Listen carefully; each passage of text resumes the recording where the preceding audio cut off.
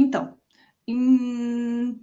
praticamente em 2 dias, nós começamos já a morar junto, porque ele não foi embora da minha casa e já começou esse relacionamento, essa paixão, e começamos esse relacionamento. Só que daí, de qualquer maneira, alguns dias depois, ele encontrou um outro lugar para ir morar. Uma pensão que ficava, por coincidências, na estrada que eu ia para o meu trabalho nesse hotel, que eu trabalhava no período de noite. Então, de qualquer maneira, a maioria do tempo eu já voltava do hotel, já estava onde que ele morava. Então, a gente morou junto durante mais de um mês, eu acredito que foi isso. E depois, de qualquer maneira, o que aconteceu era que eu não percebi isso, porque não é que eu não percebi, acho que eu estava ainda na minha cabeça pensando que eu não ia me apaixonar por ele. Então eu estava vivendo na minha cabeça, na minha inocência, uma aventura. Aí chegou um dia que ele olhou para mim, ele falou assim: "Nossa", mas ele já sabia, ele também acho que ele já estava no processo, ele já estava apaixonado. Então ele chegou assim para mim e falou assim: "Não é que você está apaixonada por mim?" Ali nesse dia eu desabei. Eu chorava desesperadamente, né? Porque, tipo, o cara vem dizer. Aí eu percebi, né, que já, tipo assim, a intenção original. Falei assim, e agora? Meu Deus, e agora?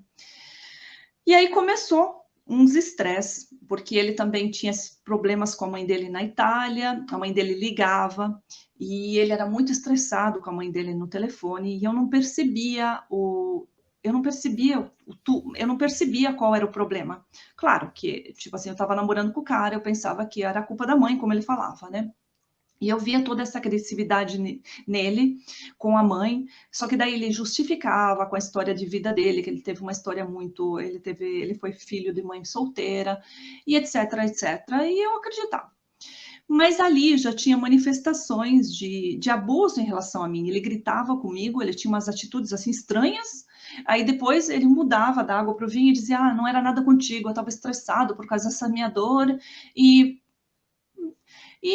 os dias foram passando, as coisas foram passando, e eu naquela paixão, depois eu entendi que estava apaixonada, mas aí eu ainda disse, agora eu me ferrei mesmo, o cara vai embora. Nesse meio tempo, teve umas crises, que eu não lembro nem por causa do que foi, e eu decidi ir embora para minha casa, porque eu ficava mais na casa dele que na minha, já estava quase com a mala ali, fui embora para minha casa, e o que acontece nesse período foi que, praticamente nesse período, a ex-namorada dele foi na casa dele e, digamos, ele já estava comigo, mas ele me traiu. O que acontece de qualquer maneira é que ele tentou negar, entende? Mas daí eu já tinha entendido, porque eu telefonava para ele, e eu acho que eu peguei praticamente eles em flagrante. Foram também muitas coisas eu apaguei por causa da dor, da tristeza. Eu tentei enterrar todas essas emoções dentro de mim, né? Que lembrei agora disso. Então, eu peguei eles praticamente em flagrante. O que acontece é que foi depois uma situação ridícula, porque praticamente isso tudo aconteceu. Eu morei com ele, deixei ele, aí nós voltamos, me parece, e no dia dele ir embora, ele decidiu voltar para a Itália antecipadamente, de qualquer maneira. No dia dele ir embora, ele veio com uma história maluca, que essa ex-namorada ia levar a gente para o aeroporto, e eu tive que aceitar isso. Eu aceitei isso, né? Para me despedir dele, e foi muito ridículo. Gente, se eu me lembro disso. Gente, foi tipo assim, eu não sei, hoje eu vejo isso tudo como muito ridículo, né? Mas são tudo coisas que eu vivi, passei por elas e não parei para pensar nelas, né? Não parei para refletir. Eu acho que isso tudo era também o meu grande nível de maturidade, né? De não entender realmente o certo, o errado, o que era bom para mim, o que era ruim para mim, o que me fazia sofrer. Então, nesse dia ali no aeroporto, nossa, foi uma coisa ridícula. A ex-namorada e a futura ex-namorada se despedindo dele. E daí nós fomos no mesmo carro. Ali no aeroporto, o que acontece foi que na frente dela ele me beijou e, tipo assim, eu não ia fazer nada, mas ele me beijou, tipo assim, era como se fossem amigos, né? Ele me beijou e me abraçou desesperadamente, foi uma situação ridícula, né? Depois que eu penso, agora que eu penso nisso. E daí eu já não saí mais com ela, tipo assim, ela ficou olhando de um lado, eu fiquei lá no outro lado, fiquei lá chorando, mas aí tudo bem, falei, acabou. Era no período, de qualquer maneira, isso foi em 2004, 2003, 2004. Era no período que, de qualquer maneira, eu não entendia nada de internet ainda, nem um e-mail eu tinha. Mas ele tinha já instalado tudo no meu celular, tinha me ensinado algumas coisas. Então ele começou de me ligar. Quando ele chegou na Itália, ele começou de me ligar e ali continuou tudo. E eu fiquei também, eu imagino, no período, uma depressão muito grande. Minha irmã falou assim: ai, Michele, sai dessa. Minha irmã mora no Chile. Fui para o Chile. Saí de Natal, abandonei de novo tudo, fui morar com a minha irmã. Ela tinha uma empresa, comecei a ajudar ela nessa empresa. E só que daí, nesse tempo, eu fiquei no Chile por uns 6 meses. E todo mundo sempre tentava me ajudar, né? Então, tentava me apresentar aos amigos dela e tal, porque eu já estava com 30 anos de idade quase, queriam que eu casasse, e não era possível. E então, o que acontece é que a gente continuou contatando, nesse período também, de qualquer maneira, mas eu sempre fui muito chorona, eu chorava muito, tipo assim, eu acredito que de tristeza, de saudades, etc. Minha irmã me levou no psicólogo. O psicólogo, de qualquer maneira, foi um anjo, porque o psicólogo falou para mim: olha, você não tem nada de errado. E a única coisa que eu lembro até hoje foi que ele falou assim para mim, eu falei: mas como que eu resolvo? Minha irmã falou que eu choro demais. Ele falou: você tem que manifestar. Ele falou assim: lembre-se sempre. Só que eu não entendi isso até alguns anos atrás. Quem chora é que traz felicidade ao mundo. Chore, ele falou, chore. Só que ali por ali eu fiquei muito chateada com ele. Toda a minha vida eu me chateei muito com os médicos, com os erros médicos que fizeram com meu pai, comigo também fizeram muitos erros médicos, tipo assim, diagnosticava uma coisa era outra, então piorava o que realmente era. Então, ele falou que quem chorava trazia paz para o mundo. Só que eu falei: nossa, esse cara é maluco, tipo assim, eu tô aqui em sofrimento, eu tô chorando. Preciso parar de chorar para fazer minha irmã feliz, né?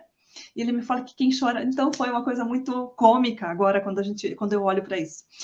E enfim, nesse meio tempo, que eu acho que eu passei uns 6 meses no Chile, ele contatava, o meu ex-namorado me contatava sempre, a gente se telefonava, e a um certo ponto, e esse relacionamento foi crescendo. E, tipo assim, eu confiei nele de novo, ele me pediu desculpa, perdão, e que nunca mais ia acontecer, né? Digamos, essa traição, né? Então, eu confiei, e acontece que ele me pediu em casamento no telefone. E aí ele pediu em casamento quando eu estava no Chile. Então, eu voltei para o Brasil, fiquei algum tempo no Brasil. A minha sogra, no caso, ela não era minha sogra ainda, ela comprou minha passagem para eu ir para a Itália, porque daí a gente decidiu, tipo assim, a questão toda era ficar no Brasil ou ir para a Itália. Então, ela comprou passagem e eu fui para a Itália. Então, eu fui morar praticamente na casa da sogra. Ali começou tudo de novo errado, porque também aí tinha esse que eu não sabia no período, né? Esse problema emocional sério entre ele e a mãe dele. Eram muito agressivos, era uma coisa que de qualquer maneira eu tinha provado na minha família, essas brigas, mas ali era de um modo muito maluco, era muito, tinha italiano, né, que dizia, esse modo de manifestar era muito, inclusive eu agora tenho esse modo mais italiano de manifestar, porque eu morei muitos anos na Itália. Antes eu era mais tímida, então você vem influenciado. E tinha muitas brigas, eu não falava italiano, então ele ia trabalhar, eu ficava em casa, teve assim muitas coisas que eu fiquei muito triste, porque a minha sogra, ela, inclusive, depois eu encontrei um trabalho, comecei a trabalhar, mesmo sem falar italiano, a 200 metros de casa, praticamente, em um restaurante. Então, ela me acordava também, eu trabalhava de noite, me acordava dizendo que eu estava destruindo a vida dela e do filho dela, que eu fazia fofoca para o marido, para o filho dela, que eu estava destruindo a relação deles. Então, isso começou a gerar muito conflito, muito atrito, e toda essa, digamos, essa violência psicológica, né? Eu diria, a violência psicológica, né?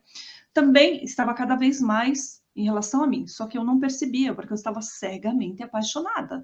E eu pensava que era normal. Então, ele era muito o controlador da situação. E eu era, digamos assim, eu estava nas mãos dele. Não conhecia ninguém, estava num país. Então, decidimos, ele decidiu, eu apoiei, e morar para o Brasil. Então, nós fomos para o Brasil, Fomos para João Pessoa, Paraíba, ele abriu um internet café, não deu tudo errado, ele não abriu. Voltamos para Natal. Eu, de novo, comecei, acho que, de trabalhar na área de hotelaria. Não, eu comecei a trabalhar em restaurantes, como caixa. E ele trabalhava na área informática, começou de fazer o autônomo, e ficamos, no final das contas, eu fiquei sozinha depois, mais de 2 anos em Natal. No meio tempo, nós casamos na Paraíba, casamos somente no civil. O meu sonho era casar na igreja, mas eu nem pedi para ele, porque, tipo assim, para mim era aquilo, amor, você tem que fazer só o que o homem quer, digamos, né? Que foi isso que eu aprendi da minha educação de família, e eu vi também isso. Então, eu pensava que era tudo normal, estava tudo dentro da normalidade. E, inclusive, nesses dias refletindo para essa entrevista, eu lembrei que no dia do nosso casamento teve uma discussão assim muito, muito maluca, que eu não lembro por que era. Porque no final das contas o que acontecia, eu chorava muito. Ele começava de alterar a voz comigo, ele alterava cada vez mais, eu chorava cada vez mais, ele ficava cada vez mais chateado comigo, ele dizia que eu me ofendia, que era ele dizia, dele eu me ofendia também, né? Que era a raça de brasileiros, que se ofendia por nada, que a gente era tudo errado. Então, era uma violência emocional contínua. Mas eu pensava que era tudo normal. Tudo normal. Então, depois ele, de novo, ficou 2 anos em Natal, foi primeiro para a Itália, ele decidiu voltar para a Itália, porque ele entendeu que o Brasil não era para ele não conseguia se acostumar com a cultura, ele dizia que não tinha seriedade no trabalho no Brasil. Então, decidimos tornar de novo para a Itália, de novo morar com a minha sogra. Então, fomos. Ele foi primeiro, eu fiquei 7 meses no Brasil, só chorava de novo. Tipo assim, eu ia trabalhar, voltava para casa, chorava, comia, dormia, e eram horas chorando no telefone com ele. E olha, gente, eu já tinha mais que 30 anos, porque eu casei com quase 30, então aí eu já tinha acho que 33 quase. E voltamos para a Itália, e esse casamento foi indo assim, foi piorando tudo, mas eu fiquei muito isolada, eu nunca conversei com ninguém, nunca conversei com os meus amigos, com a minha família, com ninguém, porque eu pensava que era tudo normal, e eu pensava que eu estava errada. Tinha digamos, uma lavagem na minha cabeça, ele conseguia fazer esse processo, e eu não entendia que era violência emocional que ele fazia comigo. E, de qualquer maneira, ele mudava da água para o vinho, então era muito, era muito confuso tudo para mim, e eu já tinha criado essa dependência.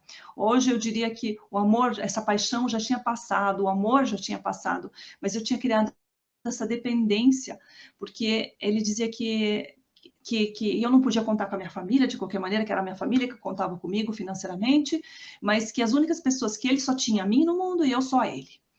Então, eu me deixei levar por tudo isso.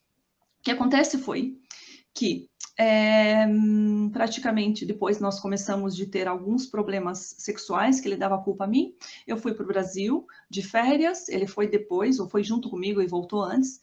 Nesse meio tempo, eu fui na minha ginecologista, que conhecia de uma vida, e quando eu cheguei lá na ginecologista, eu falei, olha, vim aqui porque meu marido disse que nós temos problemas sexuais, e eu sou problema. Então, ela falou assim para mim, olha, não, me diga o que, tipo assim, qual que é a experiência de infância do teu marido? E eu falei assim, ele é filho, tipo assim, eu fiz um resumo, eu falei assim, ele é filho de mãe solteira e tem certos problemas. Ele falou assim, não, aqui é o seguinte, vocês dois, é claro, você não vai falar para ele, mas o problema não está contigo, entende? O problema está que ele não superou essas coisas, então vocês precisam ir numa terapeuta. Eu conheço uma ótima terapeuta, não diga para ele, diga que é o teu problema, que você venha na ginecologista, que o problema é teu, porque senão ele não vai junto contigo. Cheguei em casa, na casa da minha mãe, e falei para ele, olha amor, aqui é o seguinte, eu fui, mas a gente precisa, você precisa vir para a primeira consulta de qualquer maneira, porque a ginecologista falou que vamos ter que ir nessa terapeuta, mas vou ter que ir. Só que ele era muito inteligente, ele sabia do que se tratava, e ele era europeu, então ele era, tipo assim, ele não era doutor, ele não era um doutor médico, mas ele tinha diploma de doutor, de universidade, pós-graduação, daqui e dali, ele se considerava, tanto é que tinha vezes que ele estava chateado de dizer, me chama de doutor, e ele pensava no coração dele mesmo, realmente, né, que ele tinha toda essa superioridade em relação a mim. Então, foi assim muito triste, porque daí eu falei para ele, fui toda humilde, né? Falei o que a ginecologista me explicou como falar, falei que a gente precisava dessa terapeuta, que ela era ótima, a gente estava lá no Brasil, era só ele lá, e ele ia ter que ir junto comigo e tudo.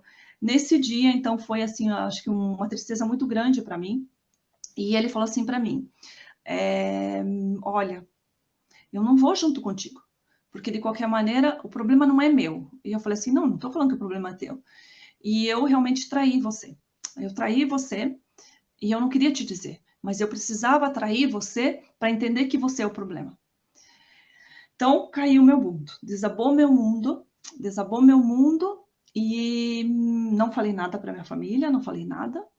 E depois, de qualquer maneira, ele me pediu perdão, assim, eu nem lembro se ele me pediu exatamente perdão, mas ele falou que me amava, que ele queria ficar comigo, que isso tinha sido só uma vez, que ele nunca quer me dizer quem era a pessoa, e que se eu quisesse saber quem era a pessoa, se eu insistisse, se eu pedisse quem era a pessoa, porque, né, claro, mulher ali no desespero, quem foi, quem eu conheço, isso, aquilo, o que eu fiz de errado, então cresceu o meu sentimento de culpa, né?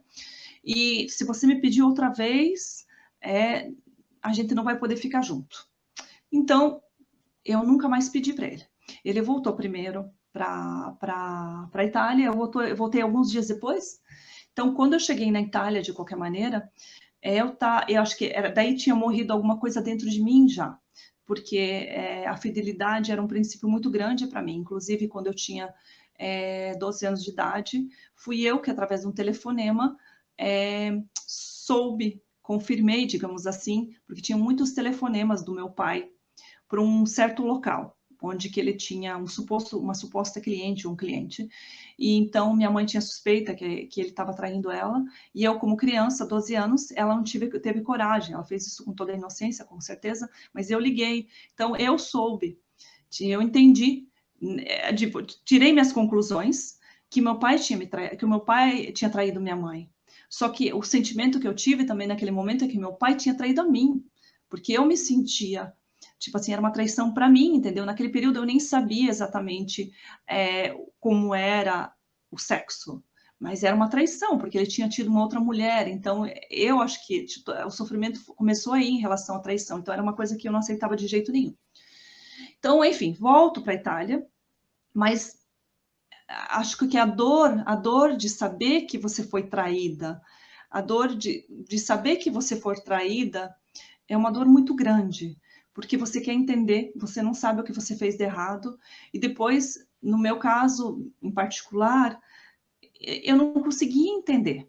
Entende? Que um homem diz que te traiu para testar, entende? Um problema que vocês têm entre vocês, mas que ele quer ficar contigo, que ele te ama, e que ele vai ficar contigo pelo resto da vida exatamente do jeito que é. Mas que era como se ele quisesse dizer para mim que eu estava errada, e que eu ia ser errada por toda a vida, e a gente ia continuar com esses problemas, e que não tinha como acabar eles, digamos, né? Então, cheguei lá na Itália, já quando eu vi, ele foi me buscar no aeroporto, como, naquele momento, eu senti, porque ele tinha esses momentos que ele era muito amoroso, ele tinha aquele amor genuíno com o qual eu sempre tratava ele, mas tinha esse momento que ele tinha esse modo arrogante, essa superioridade, né, de manifestar. Então, quando ele foi me buscar no aeroporto, de qualquer maneira, ele fez como cada vez, era o jeito dele, entende? Mas naquele momento, para mim, foi pouco, entendeu? Foi assim, muito frio, me parecia muito frio o modo que ele me recebeu, mas sempre foi assim. Só que como eu já estava ferida, e a ferida era muito grande, quando eu cheguei em casa, eu desabei em chorar, e eu falei assim, olha, eu quero um tempo. Só que eu não sabia nem explicar o que era esse tempo, né? Porque, na verdade, eu não sabia explicar. Então, ali começou toda uma confusão de novo, e ele levou toda a culpa de volta para mim, e ele começou um processo de sofrimento dele, que eu entendi anos depois. Então, então ele foi me buscar no aeroporto, desculpa se eu repito, e eu já senti ali uma coisa diferente, que na verdade era sempre o comportamento dele. Mas como eu estava ferida dentro e aquela traição estava, aquela dor estava doendo dentro de mim, quando a gente chegou em casa já, eu lembro, eu falei para ele, eu quero um tempo. Então, naquele momento, eu quero um tempo, desabou o mundo dele. A gente passou horas discutindo, eu horas chorando, ele horas chateado, gritando, porque era sempre assim, ele gritava muito. Inclusive, teve uma vez que colocaram uma carta escondida embaixo da nossa porta, que eu queria ter guardado aquela carta, mas ela sumiu, de um vizinho dizendo para ele refletir de como ele tratava a esposa dele. Desse dia em diante, ele gritou mais ainda. No nosso edifício, praticamente, tinham policiais que moravam ali, me parece que tinham dois. E ele não tinha absolutamente medo nenhum. Hoje, eu vejo assim, eu vejo que hoje eu não teria ficado 2 dias com ele, com esses comportamentos dele. Enfim, voltando àquela noite, portanto, ali começou todo um processo de novo, ele jogar a culpa em mim, eu chorava, porque ficava muito agressivo para aquilo que eu conseguia suportar, né? Então, eu já começava de chorar, e quando eu lembro que quando eu começava de chorar, é como apagava alguma coisa em mim. Eu ia, é como se eu fosse para o meu inconsciente da minha dor, que eu não sabia nem qual era, talvez era aquela dor ainda da traição do meu pai que traiu a minha mãe, que estava doendo dentro de mim, ou talvez aquela dor, porque meu pai também, depois eu soube, minha mãe já sabia. Quando eu já estava dentro da barriguinha da minha mãe, a minha mãe já suspeitava que meu pai traía ela, e provavelmente isso aconteceu, porque anos depois, meu pai conversando comigo, ele falou: Olha, filho, eu tenho que te confessar, eu realmente traía tua mãe, mas eu amava ela. Mas eu precisava fazer isso, eu não sei por que fazia. Então, todas essas dores, eu imagino, e ali eu já sabia disso, era como se estivesse doendo, mas eu não sabia o que estava acontecendo. Então, eu só chorava, chorava como uma criança desesperada e apagava alguma coisa dentro de mim para, acho que, não escutar esses gritos, porque eram realmente gritos, entende? Isso soava ainda mais dentro do meu ouvido e eu me sentia errada, porque, é claro, ninguém denunciava ele, ninguém fazia nada, nem eu mesmo fazia nada, não falava, pensava que era normal, entende? Dizia, não, nesse país é assim mesmo. Então, ele mexeu toda a polenta de novo, dando a culpa em mim, e eu acredito também que, como estava já desgastado, né, estava desgastado esse relacionamento, e ele, ele como ele como começou nesse processo de sofrimento, mas eu não soube entender ele. Então, as coisas, o que aconteceu? A gente continuou de qualquer maneira, mas aquele tempo que eu pedi para ele foi muito ofensivo para ele. Tipo, a traição, e eu não perguntei sobre a traição. Então, ele levou de novo para ele, né? Porque provavelmente ele estava com os processos dele, sofrendo o sofrimento dele, para jogar a culpa em mim. Ele nunca assumiu nenhuma responsabilidade. Sempre eu era a errada, eu era a mais errada, dizia que eu não assumia que eu era errada, porque eu não parava de chorar, só que ele não entendia que ele não parava de gritar. E então a gente continuou junto, a gente continuou casado, mas daí ele começou a colocar pressão, ele começou a me colocar pressão, que eu tinha que decidir o que ia fazer da minha vida, porque também eu não era a mulher, eu de qualquer maneira não tinha provado que eu era mulher para ele, que na época eu nunca consegui ganhar mais que, tipo assim, uma mulher, daí eu falei, mas quem que é a mulher para ti? Ah, se você conseguir, de qualquer maneira, ganhar assim, um pouquinho menos que eu ganho, tipo uns 2.000, na época, 2.000 euros, mais ou menos, aí a gente vai poder ter filhos. Ele falou assim, você está ficando velha, e portanto, começou, tipo assim, a tudo pesar demais, nós continuamos juntos, continuamos como marido e mulher, mas daí ele começou de me rejeitar. Praticamente, aí eu chorava muito, mais ainda, né? Porque eu trabalhava, voltava para casa, ele já estava dormindo, ou fazendo de conta que, mas ele dormia muito fácil. Estava dormindo porque eu encontrava ele em casa roncando. Então, para mim, aquilo partia meu coração. Tipo assim, dormir sem dar um abraço nele, sem beijar ele, sem saber que ele estava acordado quando eu chegava, e olha que 8h30, 9 da noite é cedo, né? Com a desculpa que ele precisava acordar de manhã cedo para ir trabalhar, só que de manhã cedo ele me acordava para fazer o café da manhã dele, entende? Então eu ia trabalhar mais tarde, mas eu acordava. Então, só que eu não tinha coragem de pedir, não tinha coragem porque tinha tanto medo de qualquer maneira, e digamos, esse tempo, que daí nesse tempo eu percebi que de qualquer maneira, só que eu pensava que ainda era amor, né? Eu não conseguia entender que era apego, que era aquela coisa de convivência que fica e que você não consegue mais entender que tem um outro lugar para ti no mundo. O que eu ia fazer? Eu ia voltar para minha família e ele fazia todo essa chantagem emocional dentro de mim. Ele dizia: nossa, se eu te deixo, ele falava assim, se eu te deixo, o que você vai fazer? Você não tem dinheiro para pagar aluguel? Que na verdade não era verdade, né? Mas ele me fazia esse medo, me fazia sair de dentro de mim, esse medo que existia dentro de mim, da miséria, digamos assim, e porque também eu estava lá por causa dele, né? Eu fiz muito poucos amigos, não conseguia manter as amizades, porque sempre ele enchia as paciências, então, estranhamente, ele que de qualquer maneira lidava com o meu celular, mas meu celular quebrava e sumia os contatos, e ele era um gênio em informática, e nunca conseguia resolver nada para mim. E ele, de qualquer maneira, nesse período, começou de me tratar assim, eu me sentia também, porque estava em sofrimento e me sentia. Tinha pedido um tempo, mas a gente continuou vivendo junto, dormindo junto, fazendo amor, mas ficou esse vácuo entre a gente. E era quase como se fosse uma obrigação, digamos assim. E eu, ao mesmo tempo, sentindo isso que eu pensava ainda que era amor, e me meteu muita pressão. Ele falou: você vai ter que arrumar uma coisa. E ele falou assim: lembra que você me prometeu de qualquer maneira? Eu não sei em que momento, mas as promessas que eu faço, eu cumpro. É um dos meus valores. Então, ele me fez prometer. Eu acho que foi antes que a gente casou. Se um dia a gente for divorciar, me promete que vai ser separação, como se chama, consensual, e no Brasil. Ele tinha tudo planificado, digamos assim. Ele tinha tudo já, muito pão duro, de qualquer maneira, muito pão duro no sentido de saber como organizar e guardar o dinheiro. Então, até nisso ele tinha pensado. E já era antes do casamento. E eu não percebia a respeito disso. E então, ele falou: lembra da tua promessa de qualquer maneira e você vai ter que encontrar. Você vai ter que ir para o Brasil. Lembra que a gente tinha planificado, porque ele tinha o sonho também de morar no Brasil. Então, eu ia primeiro para o Brasil, fazer uma empresinha para mim. Depois ele ia vir. Então, ele foi me metendo pressão até um certo ponto, e eu não tinha ideia do que eu queria fazer. Decidi uma floricultura. Fui para o Brasil, todo o dinheiro que era meu, no final das contas, que eu tinha conseguido economizar, na época eram uns 30 mil euros, levei para mim para o Brasil. Ele me deu de presente um dinheiro que depois, mais tarde, ele me pediu de volta.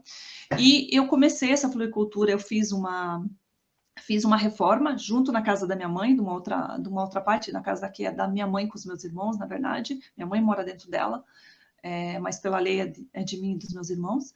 E então fiz essa reforma nessa parte, briguei com os meus irmãos. Meus irmãos talvez estejam ainda chateados comigo, e tudo para fazer essa coisa. Resumindo, fiz a floricultura, fui sozinha para o Brasil, a gente ficou casado de qualquer maneira, enquanto que eu estava lá, a gente continuava se falando cada dia, amor daqui, amor dali, e era como se aquelas partes ruins a gente fazia de conta que não tinha sido e continuava, né? Resumindo, demorou muito, porque foi tudo muito difícil o processo de reforma, tive que fazer muitas coisas com as minhas próprias mãos, porque os pedreiros faziam coisas erradas, eu ia lá e reformava. E, resumindo, sem querer, acontece que daí ele foi para o Brasil e eu abri essa floricultura sem querer no dia 11 de setembro de 2015. 11 de setembro de 2015. E daí ele foi para mim no Brasil, ficou um mês lá. Nesse período também teve algumas discussões, porque minha mãe, de qualquer maneira, às vezes não era nem comigo mesmo, às vezes era no telefone com os clientes dele, e ele tinha esse tom de voz muito alto. Então, minha mãe ficava chateada, xingava ele. Teve um dia que ele estava falando com uma pessoa no telefone, resolvendo um problema do trabalho. A minha mãe pensou que ele estava brigando comigo, aí já estava lá gritando da janela, chamando a polícia. Uma coisa muito. Agora, assim, eu vejo muito cômico, né? Depois que tudo passa, mas ali foi muita tristeza para mim, sempre, porque é como eu protegia ele. Eu não assumia de jeito nenhum. Tipo assim, para mim aquilo era normal. Eu tinha um casamento perfeito, ele só era um pouco alterado, com a voz dele era o jeito de expressar, mas não tinha nenhum tipo de abuso, entende? Não tinha nem tempo de eu pensar que eu estava sendo abusada emocionalmente. Tudo bem. Então, abri a floricultura, ele voltou para a Itália. E o casamento supostamente continuou. Então, 11 de setembro abri a floricultura, e a floricultura, assim, foram indo as coisas muito bem, no sentido, era também ali foi contra as pessoas, todo mundo, os vizinhos, acharam que não ia dar certo, mas era uma rua onde passavam muitas pessoas, muito conhecida, então foi indo e foi indo muito bem. Só que daí, o que acontece?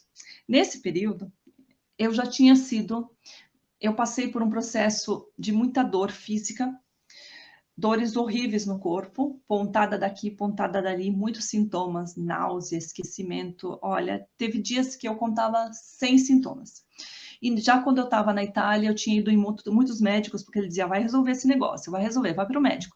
E tinha um seguro do banco onde ele trabalhava, eu ia em particular e ia fazendo, continuava trabalhando e ia fazendo.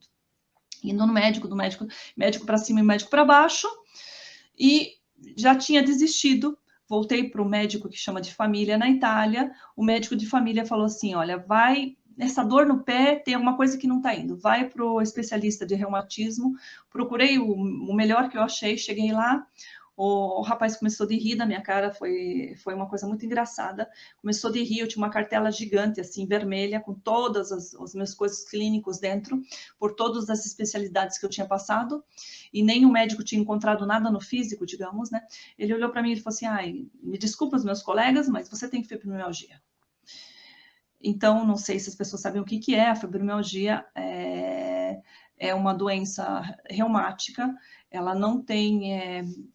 enquanto ela sofre fibromialgia, ela não tem sequelas no corpo, como o reumatismo, a artrose, que também é toda da família, mas as dores são horríveis. Tinha dias que eu rezava e dizia, meu Deus, o que é isso?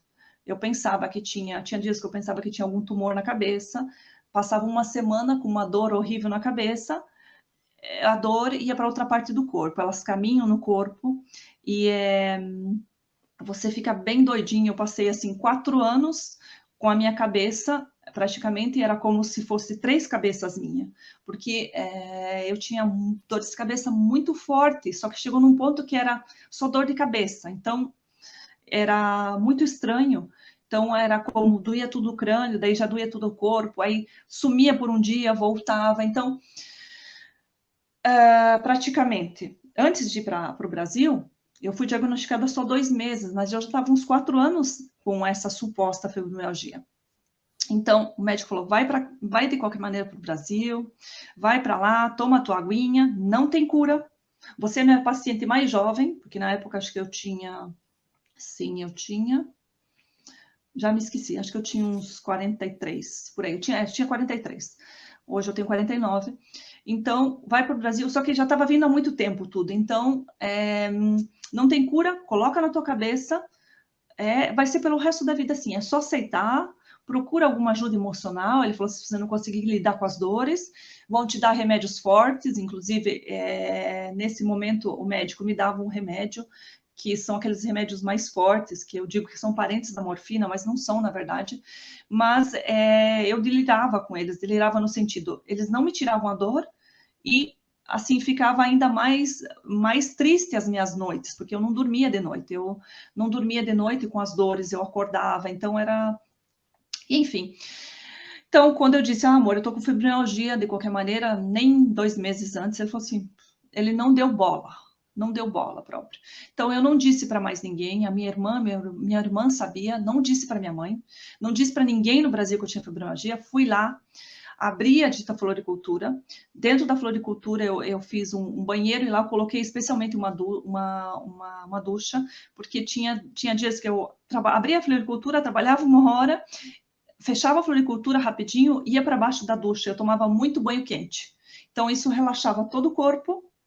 Aí eu respirava e dizia, não, Michele, faz parte da vida, continua a tua vida, vai cuidar das tuas flores.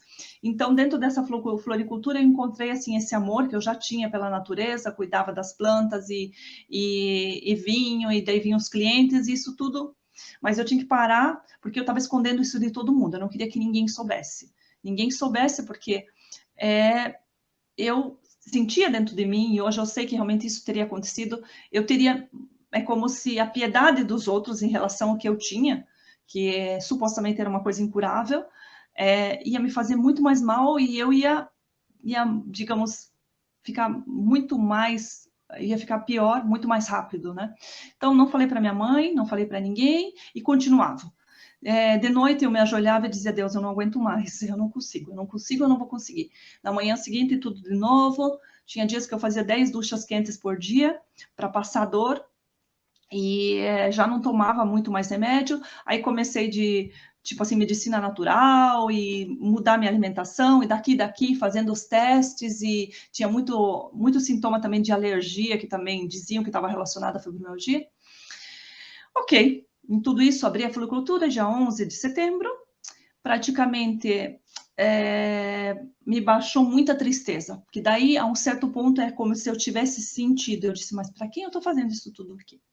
Eu estou aqui de qualquer maneira, em casa, fazendo isso para ele. Mas ele, eu não sei, tipo assim, é como se eu estivesse sentindo que ele tivesse planejado já, ele me mandou embora para o Brasil, porque divórcio consensual tinha que ser em Brasil, né? E eu ainda estava tentando fazer uma empresa para o futuro, para ele vir para o Brasil, para a gente poder ser feliz no Brasil.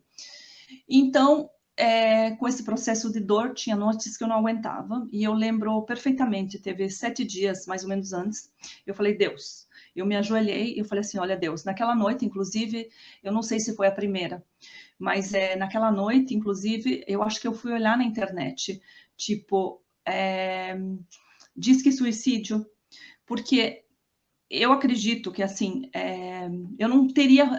A fibromialgia é uma coisa tão triste, tão doída, tão... Não são todas as pessoas que têm todos os sintomas, mas eu tinha, inclusive, uma canseira crônica. Então, eu sentia que tinha uma coisa que me puxava para a terra. Do nada. Eu estava bem, me puxava. Além de ter todas essas dores que passeavam continuamente. Então, acho que nessa noite eu estava exausta. Então, eu fiz a minha oração, me conversei com Deus e falei assim, Deus, eu não sei o que fazer. Eu não estou fazendo isso, assim, no meu coração eu falava, não estou fazendo isso, mas por mim, eu estou fazendo isso por ele, mas ele vai me abandonar. É como se eu estivesse pressentindo, né? Eu preciso de uma luz. Me faz entender o caminho, porque eu tinha muito essa mania de falar com Deus. Eu dizia que era uma mania, dizia, me dá um sinal, Deus, porque eu não sei o que fazer. Entende? Então, o que acontece foi que essa floricultura estava indo muito bem, eu acho que para o início. Acontece que 7 dias depois dessa oração, na minha cidade, passou um tornado 115 km por hora. E, por ironia do destino, praticamente eu estava dentro da floricultura, a parte onde que morava minha mãe, da casa, era do outro lado. E eu tinha uma porta, tem uma porta de vidro gigante, tipo, são 9 metros quadrados de vidro, dividido em 3, é uma porta que corre, não, porque era uma floricultura, então era uma floricultura rústica, e aquela porta de vidro era o meu sonho. Então, eu sempre tinha aberto 2 portas para entrar, era verão, né? Isso foi no dia 19 de novembro de 2015, para entrar ar. E eu comecei a sentir um vento, mas ali dava muito temporal. Eu falei assim, vai dar um temporal, começo de fechar. Então, eu corri para trás, para os fundos, eu tive que subir o mezanino que eu tinha, que era no segundo andar, fechar janelas em cima para não puxar a corrente de ar e tal. Fui lá e fechei essa porta da frente, fechei. Só que eu acho que não encostei ela direito. Quando eu fechei ela, tem um prédio muito grande da nossa casa, acho que é de 19 andares, na frente, assim, mais ou menos a 100 metros. Olhei e eu falei assim, nossa, parecia que tinha uma janela voando, assim, né? Eu falei assim, nossa, que vento. Só que ali, por ali, eu não parei, né? Imagina que eu ia pensar num tornado. Então, fui correndo para os fundos, para cima, não para o mezanino, naquele momento, fechei a janela de cima.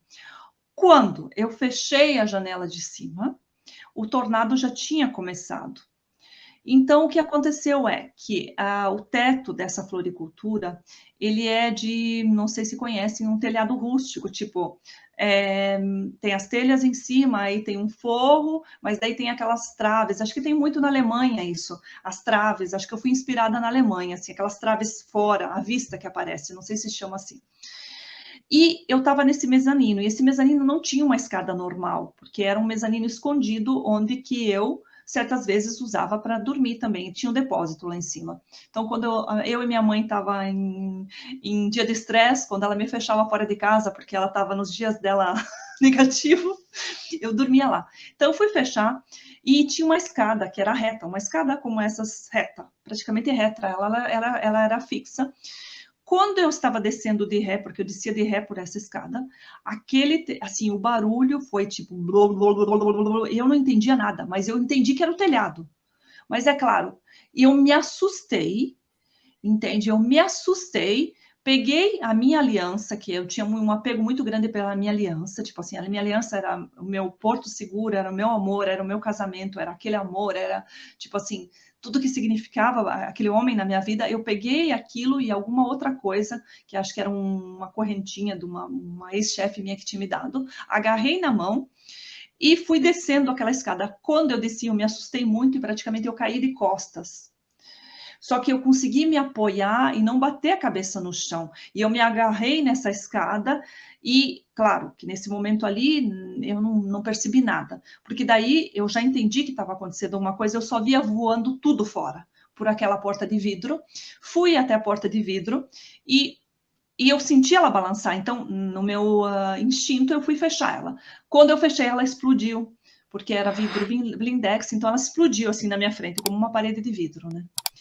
E aí ali acho que eu tive a primeira, assim, não era a primeira, porque, mas ali eu pensei, nossa, o mundo tá acabando. Foi um flash na minha vida, o mundo tá acabando. Porque era tudo voando, tinha moto voando, tinha árvore voando, tinha, você não entendia nada, o ar estava cheio de coisa voando, né? Desse vento. E aí eu corri para dentro dessa floricultura, me escondi dentro do banheiro, atrás de uma portinha de plástico. Aquelas portas sanfonadas, no meu instinto de me salvar, na minha inocência, e realmente me salvei. Mas até hoje eu fico pensando as coisas impressionantes que aconteceram. Então, aquilo foi muito rápido. Eu não sei, porque todo tornado passou na cidade em 15 minutos. Então, eu não sei qual que foi o momento que ele passou aí, porque na frente tinha uma árvore de manga. Todas as mangas caíram daquela árvore. Mas aquela árvore estava intacta e no meio dela, assim, por cima, tinha um buraco, como se fosse um ninho, como se Deus tivesse feito um ninho naquela árvore. Era um buraco mesmo. Acho que no que bateu o tornado e depois ela entrou pela minha porta de vidro naquele local, né? Então, eu lá atrás da portinha do banheiro dizia, é o fim do mundo, é o fim do mundo, é o fim do mundo, e tudo passava, é estranho, porque aquela porta voou assim pelos meus pés, eu estava com tênis nos pés e a janela do banheiro estava aberta atrás de mim, assim, do meu lado. Então, tudo voava por baixo dali. Voava e passava pelo, né? E eu ali dizia, é o fim do mundo, é o fim do mundo. Aí aquilo parou. Daí teve o silêncio. Aí teve o silêncio, eu saí de trás da portinha e naquele momento eu falei, minha mãe, né? Eu olhei assim, estava tudo aberto, era tudo uma bagunça. Aí eu fui por trás, tinha uma conexão, tinha uma janela que não era uma porta, hoje em dia é uma porta já. E eu pulei essa janela, e aí minha mãe, eu gritava, mãe, mãe, mãe. A minha mãe veio na janela, assim, com toda a tranquilidade. Ela falou, meu Deus, o que aconteceu? Um temporal? Eu falei, mãe, mãe, você não viu? Ela falou, não, eu estava na cozinha. Ela estava nos fundos, eu estava fazendo suco da acerola. Eu falei assim, mãe, aqui acho que acabou o mundo, eu não sei. Daí eu entrei pela janela, pulei pela janela, por uma escadinha que eu tinha colocado, assim, uma escadinha improvisada de 2 degraus, e daí ela falou assim, filha, você tá tudo cheio de sangue. Então, ela me deu uma toalha, eu tava com a mão cheia de sangue, tinha cortado a minha mão, assim, tinha um nervo fora da mão, não era um corte muito grande, mas se via um nervo branco, mas naquela hora eu enrolei essa toalha, e daí a gente foi ali para frente da porta da casa dela, que dá, tipo assim, depois dá sempre na frente da rua, não? E daí a gente viu, né? Daí ela ficou chocada, daí ela percebeu, né, que tinha uma coisa mais grave que um temporal.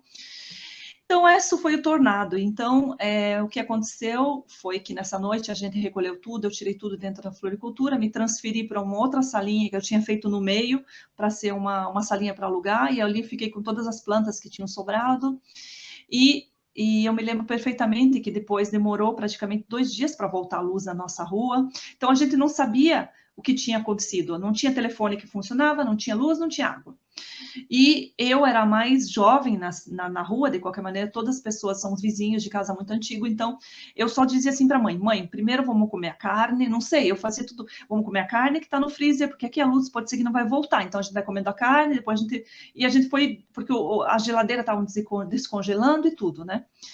E enfim, depois, acho que no segundo dia, começou todas essas máquinas passarem. Daí eu me senti na Europa, era a máquina limpando, era a prefeitura. E daí a gente entendeu que não tinha passado em toda a cidade, que era numa parte da cidade, entende?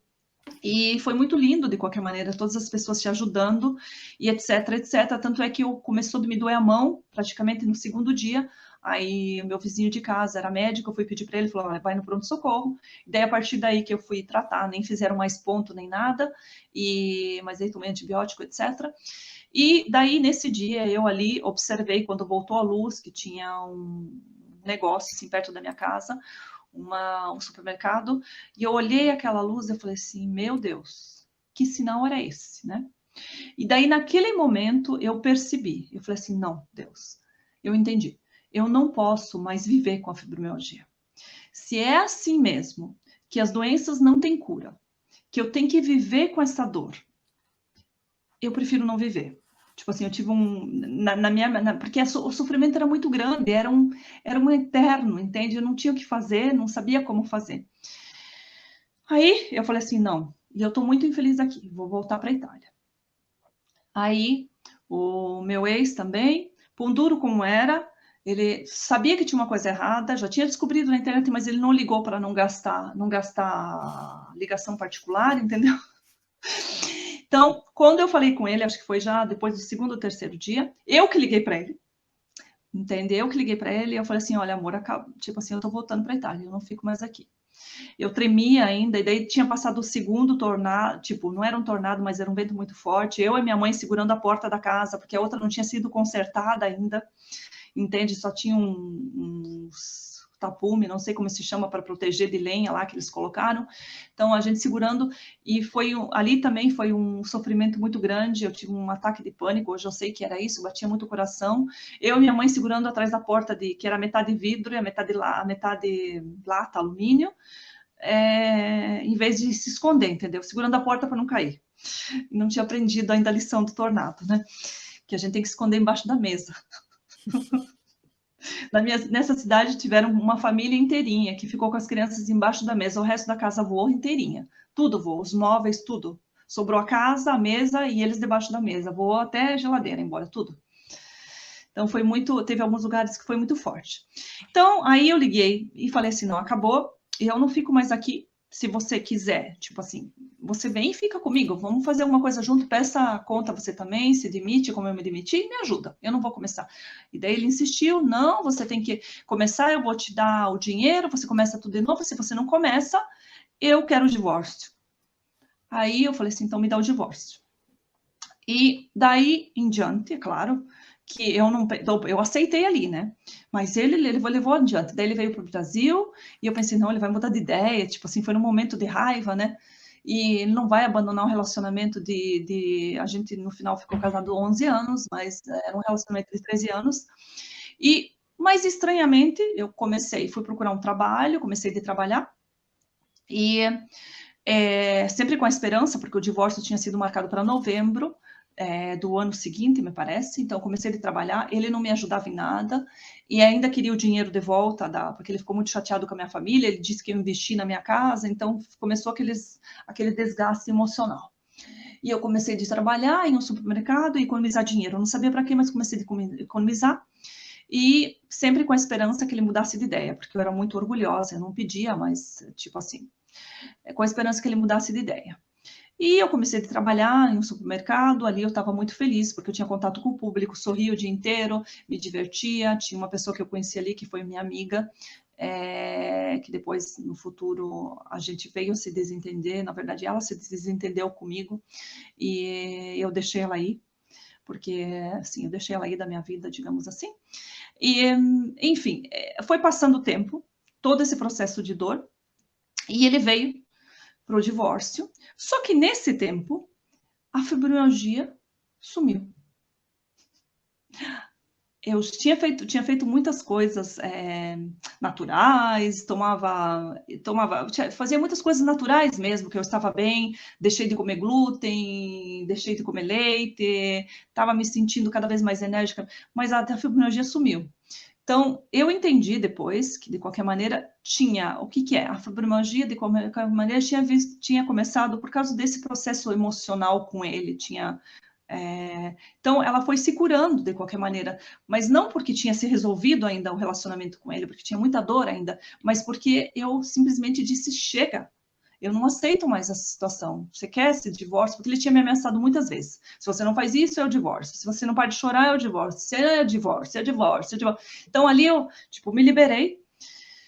Então, foi isso que aconteceu. Ele voltou para o Brasil, voltou não, ele veio para o divórcio, aí também foi um outro processo de muito sofrimento, porque praticamente eu não tinha ainda entendido, enquanto que você não assina, enquanto que eu não assinei o documento, eu não entendi, porque eu continuei também trabalhando todo o tempo para me sustentar, para fazer dinheiro, pressão da minha família, entende? Fofoca dos vizinhos tentando me ajudar, todo mundo sofrendo por causa de mim, por causa do dito divórcio. Então, a coisa ficava muito grande, o tempo passava, eu trabalhava muitas horas para juntar esse dinheiro para me manter, para comer, entende? Para ajudar minha mãe com as despesas em casa, porque ela é aposentada. E, enfim, acontece que ele chegou para o divórcio, e ele queria ficar na minha casa. Eu falei para ele que não, queria ficar na minha casa. Falei para ele que não, daí ele ficou mais chateado ainda. No dia do divórcio, depois ele veio me visitar, a gente conversou, estava tudo ok. No dia do divórcio foi uma coisa que agora é cômica, né? Porque nós fomos em uma outra cidade para fazer o divórcio, porque o nosso casamento tinha sido legalizado na Itália, então deu um problema lá na cidade, eles não queriam fazer o divórcio por causa do nome do meio que ele tem. Então, tinha um problema na certidão de casamento. Fomos para uma outra cidade, ainda bem, porque se tivesse sido na minha cidade ia ser pior ainda. E na hora, praticamente, na hora que o rapaz pediu, né, vocês têm certeza? Eu acho que estava chorando, né? E eu falei, não, eu tenho certeza. Não, pergunta para ele primeiro. Ali começou uma discussão, tipo assim, na frente do cara já, né? E ele com aquele jeito italiano, nós discutindo em italiano, né? Aí ele discutindo em italiano no sentido, ele é claro, se controlou um pouquinho, porque a gente estava na frente de um oficial de justiça, né? Mas foi muito engraçado. Daí ali no meio ele dizia assim, não, a culpa é tua. E eu falei assim, mas a culpa é minha por quê? Porque você me pediu um tempo. Aí ele falou assim, e depois eu falei assim, mas você me traiu. Aí, não entendeu? Eu te pedi o tempo que você me traiu. Ele dizia assim, não, eu nunca te traí, eu disse aquilo para fazer você ficar quieta. Pensa. Então foi muito tudo cômico.